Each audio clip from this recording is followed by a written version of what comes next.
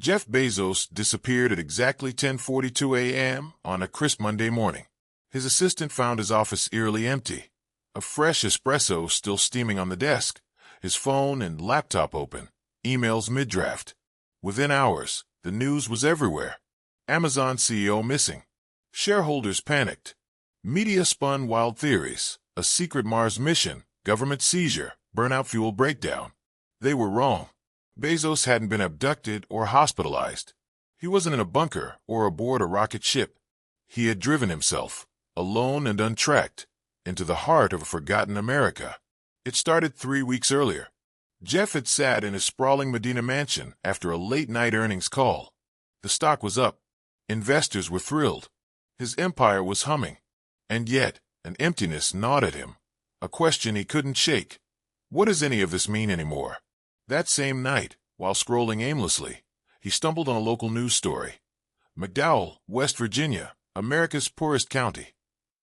A place once rich with coal, now left behind. Poverty rampant, schools crumbling, opioid crisis raging. A single line in the article struck him. In Welsh, even hope feels like a foreign language. Jeff couldn't stop thinking about it. At first, he dismissed the urge. What could he possibly do? But over the next days, the question kept circling back. Not as a PR stunt, not as a headline, but as a man who had conquered the world, yet felt increasingly disconnected from it. One Sunday morning, without telling anyone but his head of security, Bezos made the decision. He would go.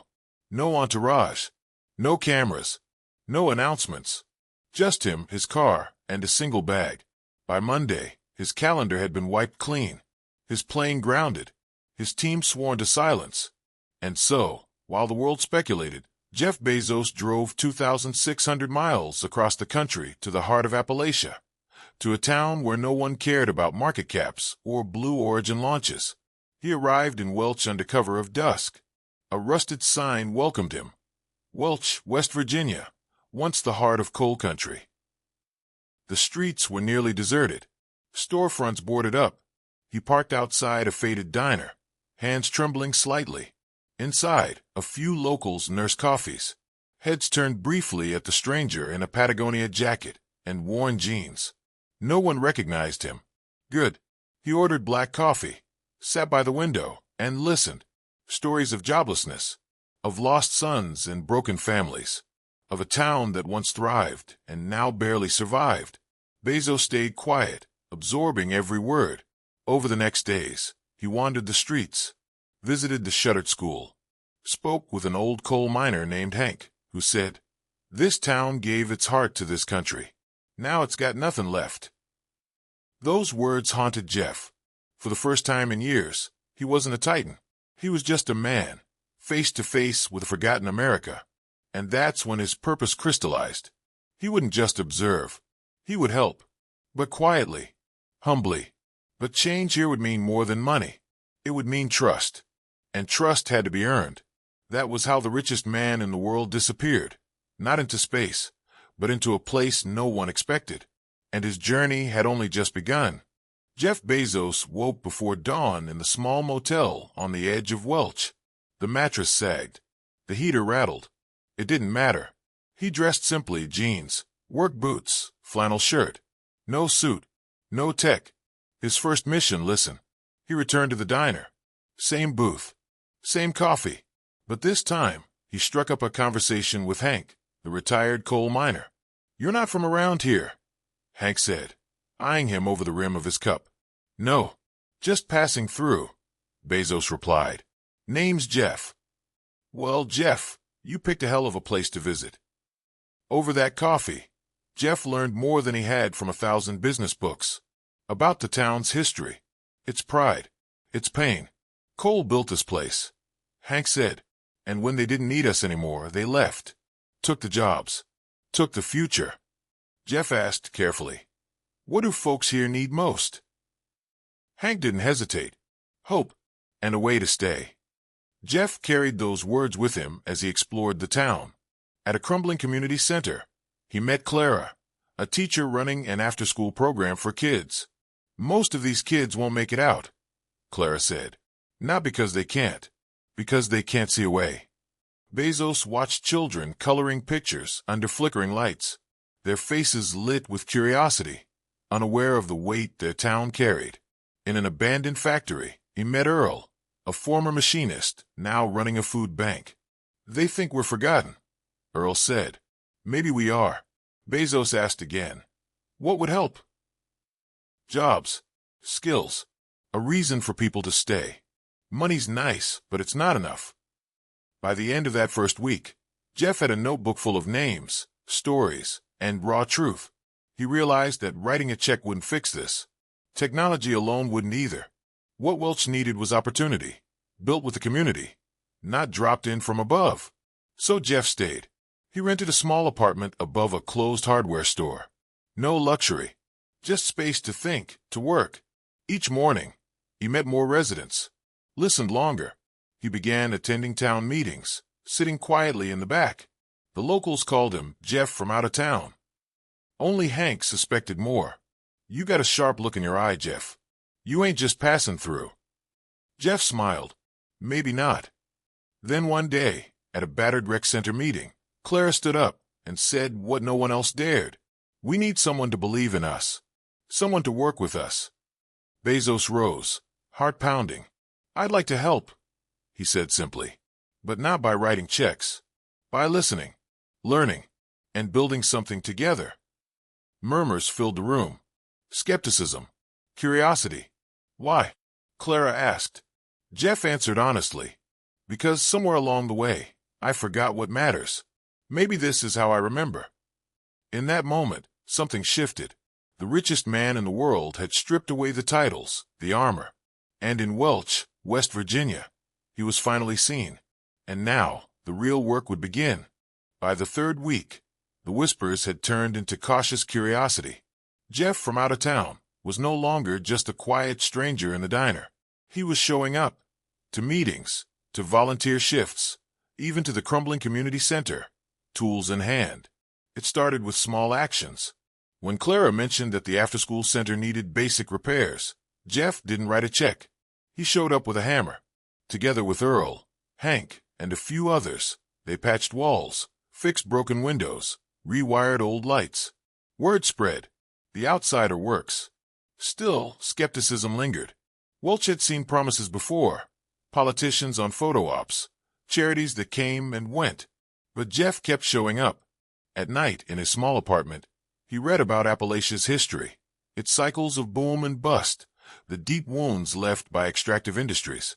He made calls to old contacts, quietly, not to boast, to ask, "How do you seed opportunity in a place like this?" One name kept coming up, vocational training. Welch didn't lack pride or will. It lacked pathways.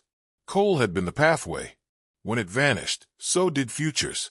The idea formed fast. A community-run skills center. Jeff floated it cautiously at a town meeting. "Not a factory dropped in from outside," he said.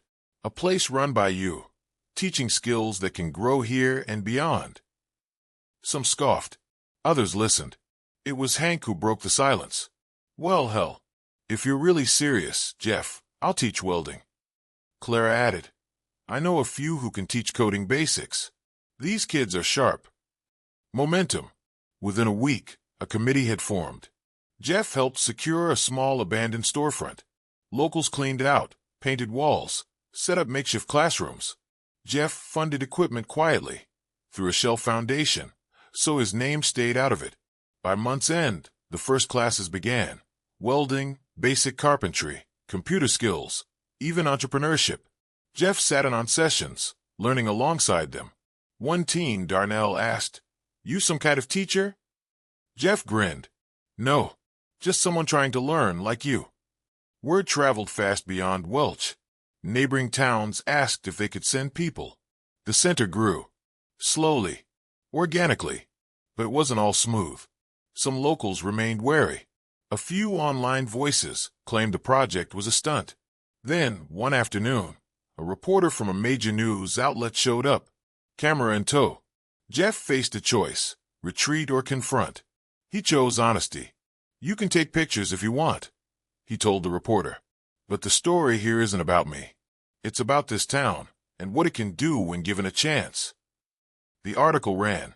It named him. The secret was out. Suddenly, the world knew. Jeff Bezos was in Welch, West Virginia, working on a grassroots revival. Calls flooded in, media, politicians, corporations. Jeff turned them away. "This isn't about headlines," he told Clara and Hank. "We do this on our terms. Or not at all." They agreed. Welch had been burned before, so they kept building, block by block. And somewhere in the doing, something shifted in Jeff too. The man who had built an empire was now finding deeper meaning, not in billions earned, but in lives changed. And in the heart of a battered town, the richest man in the world began to rediscover wealth of a very different kind. By week 6, the shift in Welch was undeniable. The skills center was buzzing. Mornings saw teens learning to code. Afternoons, veterans taught welding and carpentry. Evenings became community sessions on small business basics. Jeff remained hands-on, always in the background. He swept floors, carried supplies, listened more than he spoke. The town began to believe, not in a billionaire savior, but in themselves. But with progress came tension. The media had caught fire. News vans rolled in. Headlines blared. Jeff Bezos' secret project to revive Appalachia. Corporations called, offering partnerships. Politicians reached out, hungry for a photo op. Jeff refused them all. "We don't need a circus," he told the committee. "We need trust. We need time." But not everyone agreed. At a heated town meeting, some locals argued. "Why turn away the money? Why say no to cameras? We could use the help." Jeff spoke carefully. "Because Welch has been used before. We build this our way, with our people, or it won't last." Tension simmered, but most sided with him, especially those who had seen the damage of past promises. Yet new challenges loomed. Some state officials, wary of an outsider driving change, began pushing back, with sudden inspections, bureaucratic delays. Jeff met privately with Hank and Clara. "They're scared," Hank said. "We're proving we don't need their scraps." Jeff nodded. "We stay transparent. Stay clean. Outwork the noise." Still, the weight of the fight pressed on him. One cold night, after a long day at the center, Jeff found himself alone on a hillside above town. Lights flickered below. The wind bit through his jacket. He thought of his old life, private jets, boardrooms, the relentless pursuit of more. And now, a tiny town, a fragile project, no guarantees. But maybe, he thought, this is the first real thing I've done in a long time. The next morning, renewed, he met with the core team. "We're going to formalize the center," he said. "A true nonprofit, run by this community. I'll fund the start, but it must be yours." Clara smiled. "We're ready." The move galvanized the town. More locals volunteered. Graduates of the first welding class landed real contracts, the first new work in years. Darnell, the teen coder, built a simple website for the center. Orders for Appalachian-made crafts started flowing in. Momentum built, but so did the outside pressure. An aggressive news crew ambushed Jeff on the street. "Mr. Bezos, why Welch? Is this a PR stunt?" Jeff stopped. "No," he said quietly. "It's not about me. It's about them." Then he walked away. Privately, he knew his time was running short. The world wouldn't let him remain invisible much longer. In a final town meeting, he addressed the room. "I came here with questions about my life. You gave me answers. Now this is yours to carry forward. I'll support from afar, quietly always." Many eyes welled with tears. Hank rose. "You reminded us who we are. We won't forget." Neither would Jeff. The richest man in the world had come seeking meaning. He had found it in a battered town's resilience. And as he prepared to leave, one truth was clear. The work wasn't over. It was just beginning. Jeff Bezos left Welch at dawn, 6 weeks after arriving. No cameras, no speeches, just a quiet goodbye. He packed his single duffel, left the apartment key on the counter, and slipped a note under Clara's door. "You all gave me more than I ever gave you. Keep building. I'll be watching and helping when needed." As he drove out of town, the faded "Welcome to Welch" sign blurred in his rearview mirror. But the impact had only begun. In the weeks that followed, the skills center thrived. Darnell's website drew national orders. The first welding graduates were hired on local projects. Young coders began freelancing online, bringing fresh income to a place long starved of opportunity. Crucially, it was their success, not Jeff's. He kept his promise, supporting quietly through his foundation, never putting his name on anything. But news of the experiment spread. Other struggling towns reached out. Clara and Hank were invited to speak at rural development conferences. Meanwhile, Jeff returned to the world he'd left behind. His reappearance made headlines. Bezos returns after mysterious absence. At Amazon HQ, executives gathered. The questions came fast. Where were you? Why Welch? What does this mean for us? Jeff answered simply, I needed to remember what matters.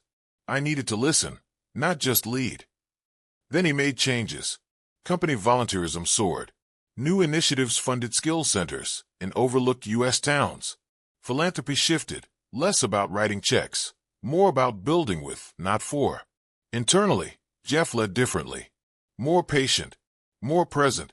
The man who had spent decades obsessed with scale had found new reverence for the small, the local, the human. 1 year later, Clara invited him back. Come see what's grown, she wrote. Jeff returned quietly, no fanfare. The town had changed. The center now had expanded workshops, new teachers, and bustling classes. The local diner buzzed with hope, not just nostalgia. At a small gathering, Hank raised a toast. You showed up when no one else would. You listened. You worked beside us. And you reminded us, we can build our own damn future. Jeff smiled. You did more than remind me. You changed me. That night, sitting alone under a starlit Appalachian sky, Jeff reflected. He had chased rockets, built an empire, accumulated billions. But here, in a place most had written off, he had found something rarer. Connection, purpose, truth. He thought of Hank's words. We can build our own damn future. That was the lesson. Not rescue, but respect. Not charity, but partnership. Not headlines, but quiet, steady work. Jeff Bezos had vanished from the world's gaze. But in that vanishing, he had rediscovered something far more valuable than wealth. And as he prepared to leave Welch once more, one truth remained clear. The richest man in the world had learned that the greatest riches lie in the lives you help empower, and the humility to know that their future belongs to them, not you. Fade to black. If you liked the video, don't forget to subscribe and press the like button. Have a nice day.